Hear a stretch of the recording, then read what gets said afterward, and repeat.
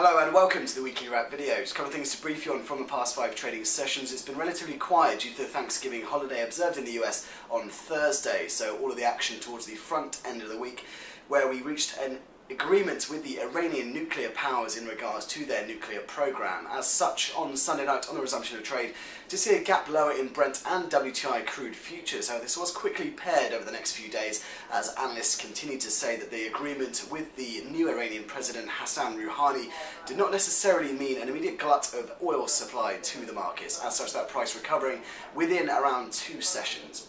But elsewhere this week, all the focus has been on the inflation mandates of the central bank, where we did have German and Spanish CPI coming in slightly higher than expected, with their previous readings also lower than the current November inflation levels. As such, the CPI estimate from the Eurozone on Friday did tick higher, however the market was pricing in a slightly higher rate. So all eyes do continue to focus on next week's ECB rate decision, where there were reports earlier this week from German press Swedish Zeitung that wrote that the ECB could be considering a new form of LTRO, which would not be a 3-year LTRO in the form that we have seen twice before. This would take a form more similar to that of the Bank of England's funding for lending scheme.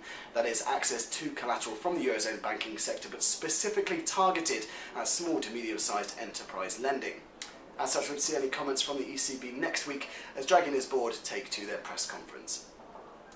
And then elsewhere this week, out of the Bank of England's Financial Stability Review, we did see a pullback in the FLS scheme from the Bank of England under Mark Carney, as they have now restricted this to specifically small to medium-sized enterprise lending and pulled back on their mortgage support as part of the central bank intervention.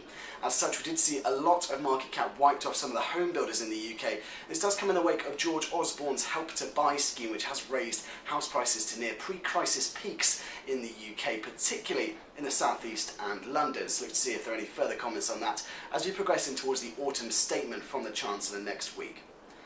But elsewhere in the US equity markets, then we printed fresh record highs this week as all eyes turn to the December Federal Reserve rate decision, where a lot of Fed speakers have said over the past couple of weeks that December is still very much a live meeting. And this all comes ahead of next Friday's non-farm payrolls number, the latest barometer for the key labour market in the US. So of course we'll bring you all those releases as soon as they hit the wires, as well as any other relevant commentary to your trading. But in the meantime, that's all from me. Have a fantastic weekend.